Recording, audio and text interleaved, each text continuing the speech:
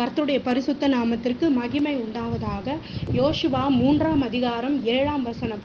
கர்த்தர் யோசுவாவை நோக்கி, நான் மோசையோடு இருந்தது போல உன்னோடும் இருக்கிறேன் என்பதை இஸ்ரவேல் எல்லோரும் அறியும்படிக்கு இன்று அவர்கள் கண்களுக்கு முன்பாக உன்னை மேன்மைப்படுத்துவேன். கர்த்தருடைய பரிசுத்த நாமத்திற்கு மகிமை உண்டாவதாக. இந்த வசனம் நம்ம அடிக்கடி நிறைய தடவை படிச்சிருக்கோம். ஆனா அந்த வசனத்தை ஆழ்ந்து நம்ம தியானிக்கும் போது நிறைய காரியங்கள் இந்த வசனத்தின் மூலமா நமக்கு ஆண்டவர் வெளிப்படுத்துகிறார். அப்போ எதற்காக யோசுவாவை நோக்கி நான் மோசையோடு இருந்தது போல நான் உன்னோட இருப்பேன் ஏன் சொல்றாரு அப்படின்னும் போது, நம்ம மோசையை குறித்து நம்ம பார்க்கும் போது, அப்ப எப்படிலாம் மோசையோட கூட இருந்தார் ஆண்டவர் சொல்லும் போது, அந்த எகிப்திலே எப்படி ஆண்டவர் மோசையை எகிப்தில் வாழ்கிற அந்த இஸ்ரவேல் ஜனங்களுடைய உபத்திரவத்தை நான் பார்க்கவே பார்த்தேன்னு சொல்லி அந்த ஜனங்களை மீட்கும்படியாக என்ன பண்ணாரு ஆண்டவர் மோசையை தெரிந்து கொண்டார்.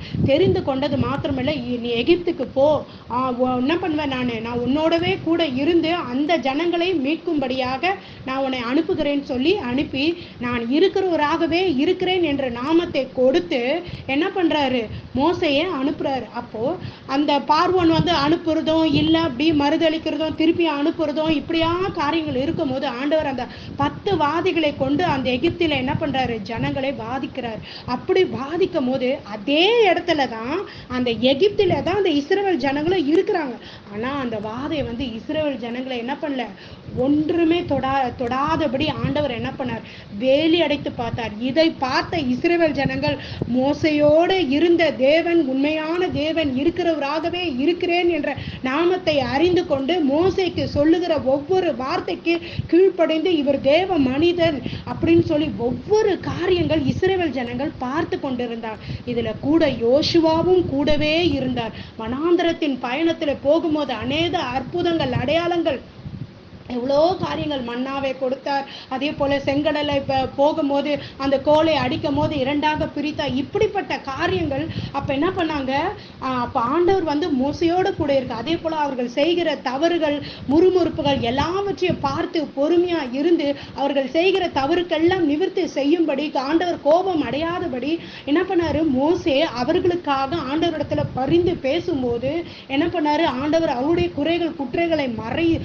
மன்னித்து என்ன பண்ணாரு, அவர்களை அன்பு செலுத்தி மறுபடியும் என்ன பண்ணாரு, அவர்களை வழி நடத்தினார் சொல்லி ஒவ்வொரு காரியங்களும் இஸ்ரவேல் ஜனங்கள் மோசையோடு ஆண்டவர் இருக்கிறார் சொல்லி காரியங்களை பார்த்து கொண்டே வருகிறார்கள்.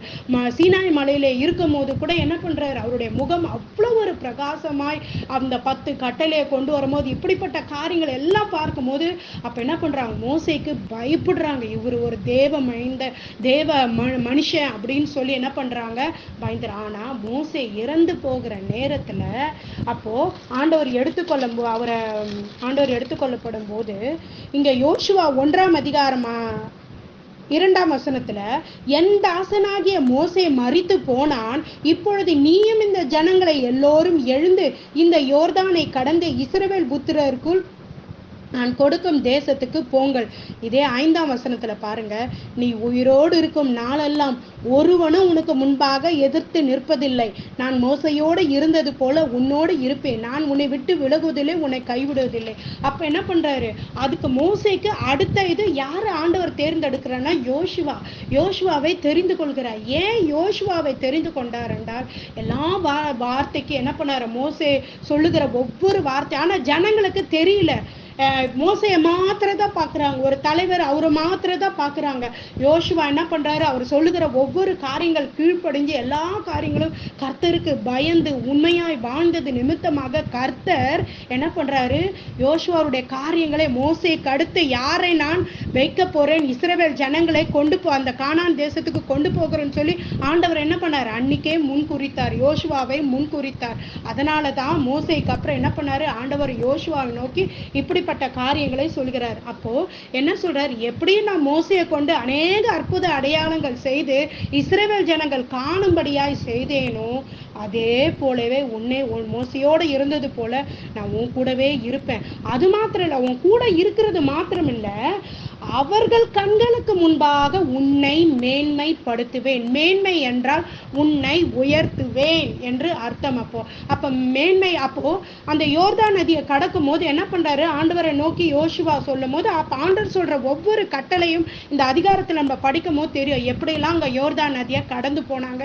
அந்த யோர்தான் நதி அந்த ஆசாரியர்கள் உடன்படிக்கை பெட்டியை அந்த கால் வைக்கும் போது எப்படி ஒரு குவியலாக நின்றது சொல்ல. அப்ப இதெல்லாம் பார்த்த ஜனங்கள் எப்படி மோசையோட ஆண்டவர் இருந்தாரோ யோசுவா கூட ஆண்டவர் என்ன பண்றாரு இருக்கிறாருன்னு சொல்லி அந்த ஜனங்கள் பார்த்து யோசு எப்படி மோசைக்கு ஒரு மரியாதையும் எப்படி ஒரு அந்த பயபக்தியை கொடுத்தது போல யோசுவாக்கும் சொல்ற அவர் சொல்ற கட்டளையிடுகிற ஒவ்வொரு வார்த்தைகளுக்கு கீழ்ப்படிந்து நடந்து போனார்கள்.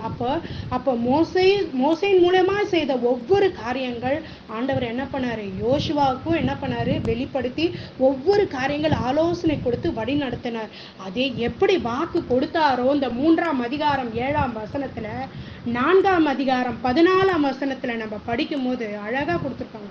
அந்நாளிலே கர்த்தர் யோசுவாவை சகல இஸ்ரவேலின் கண்களுக்கு முன்பாகவும் மேன்மைப்படுத்தினார். அப்ப வாக்கு கொடுத்த தேவன், வாக்கு மாறாத தேவன், சொல் தவறாத தேவன் நம் தேவன். உன்னை மேன்மைப்படுத்துவேன்னு சொல்லி 3ஆம் அதிகாரத்துல படிச்சோம். இங்க 4ஆம் அதிகாரத்துல மேன்மைப்படுத்தினார்னா அவர் உயர்ந்த ஸ்தானத்துல வச்சுட்டாரு.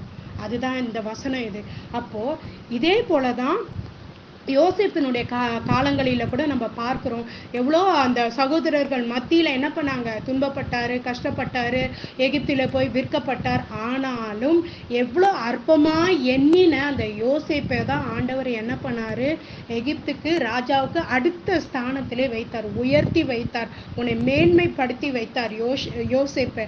அதே போலதான் தாவீது அநேக சத்துருங்கள் சூழ்ந்து இருக்கும் போது கூட ஆண்டவர் என்ன பண்ணாரு, இந்த சங்கீதம் 23:5ஆம் அதிகாரத்துல அந்த வசனத்தை நம்ம தியானிக்கும் போது, என் சத்துருகளுக்கு முன்பாக நீர் எனக்கு ஒரு பந்தியை ஆயத்தப்படுத்தி என் தலையை எண்ணெயினால் அபிஷேகம் பண்ணிரு, என் பாத்திரம் நிரம்பி வழிகிறது என்று சொல்லி தாவீது இங்க இந்த வசனத்தின் மூலமா சொல்லி எவ்வளோ சூழ்நிலை பிரச்சனைகள் குழப்பங்கள் எவ்வளோ வாக்குவாதங்கள் தன் உயிருக்கு பயந்து இருக்கும் போது ஆண்டவர் என்ன பண்ணார், தாவீதோடு கூட இருந்தார். இப்போ இந்த வசனம் நம்ம எப்படி எடுத்துக்கணும் அப்படி நம்ம இந்த வசனத்தை படிக்கும்போது ஆஹா ஆண்டவர் என்ன சொன்னாரு, மேன்மை சகல ஜனங்கள் மத்தியில என்னை மேன்மைப்படுத்துவார்னா அந்த மேன்மைப்படுத்துவேன் என்ற வார்த்தை அந்த வாக்குத்தத்தம் நம்மளுடைய வாழ்க்கையில நிறைவேறணும்னா எப்படி யோசுவா கர்த்தருக்கு பயந்து வாழ்ந்தானோ அதே போல தன் கூட இருந்த அந்த மோசை கூட என்ன பண்ணார், எல்லா காரியங்களும் கீழ்ப்படிந்து என்ன அவர் சொல்றாரோ உடனே ஆனா என்ன பண்ணார், எல்லாமே கீழ்ப்படிஞ்சார். இதே ஃபார் எக்ஸாம்பிள் நம்ம பிராக்டிக்கலா சொல்லணும்னா அழுந்து கொண்டு இருக்கிறார், ஒவ்வொன்றையும் கண்ணோக்கி மற்ற ஜனங்களை என்னை பார்க்கலையே, நான் எல்லாருக்கும் நன்மை தான் செய்யறேனே ஆனா எனக்கு தீமையே வருகிறது, நான் இப்படியா கூனி குறுகி போறேனே, இந்த இடத்துல என்னால நடக்க முடியலையே, அவமானப்பட்டுட்டேனேன்னு சொல்லி எவ்வளோ நாள் நம்ம கூனி குறுகி அழுது இருக்கலாம்.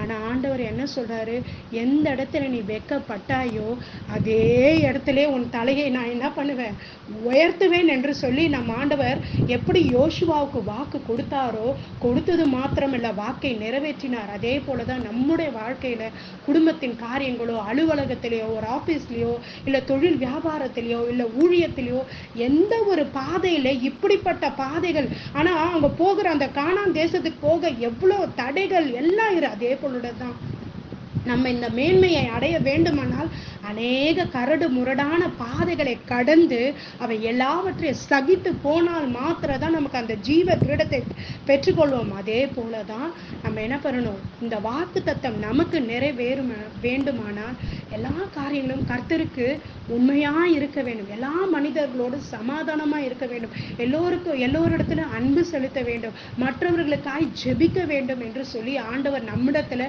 எதிர்பார்க்கிறார். அப்போ அவர் சொல்லுகிற வார்த்தைக்கு நம்ம கீழ்ப்படிந்து நடப்போமானால் யோசுவாவுக்கு கொடுத்த அந்த வாக்குத்தத்தம் நம்மளுடைய வாழ்க்கையிலும் நிறைவேற்ற வல்லவராய் இருக்கிறார். கர்த்தருடைய பரிசுத்த நாமத்திற்கு மகிமை உண்டாவதாக. ஆமென்.